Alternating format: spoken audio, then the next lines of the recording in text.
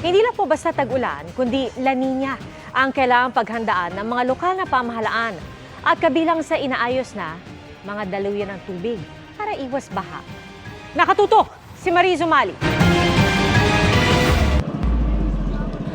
Kahit nakataas pa sa state of calamity ang maraming lalawigan sa bansa bunsod ng El Nino, nagsisimula na rin daw tutukan ng mga lokal na pamahalaan ngayon pa lang ang kanilang paghahanda sa pagpasok naman ng La Nina sa bansa sa katapusan ng taon. Ay yung paglilinis sa estero sa mga kanal, pagpulot kanilang local disaster risk reduction management councils at ang pagsagawa ng La Nina pre-disaster risk assessment. At kinakailangan din nila na i-update yung kanilang local contingency plans or La Nina action plan. Binigyang diin din ng DILG na kailangan ng masuri ngayon pa lang ng mga LGU ang kanilang mga early warning system at masigurong gumagana ito at makapagbibigay din ng maaga at tamang impormasyon sa mga komunidad.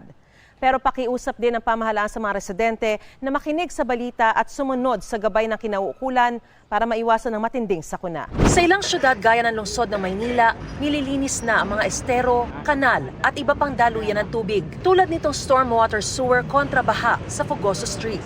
Para matanggal ang bara bago pa magtag-ulan, nilulusong ng MMDA Flood Control Unit ang sewer para mano-manong sungkitin ang basura sa ilalim. Naiaahon naman ang backhoe. Sa Bambang, Maynila, tinanggal din ang mga bara sa sanitary sewer na daluyan ng maruming tubig mula sa mga bahay at negosyo papunta sa water treatment plant. 40 drainage laterals o daluyan ang isinasa ilalim sa declogging at desilting operations sa buong Metro Manila bilang paghahanda sa tag-ulan. Para sa GMA Integrated News, Mariz Umali Naktutok, 24 Oras.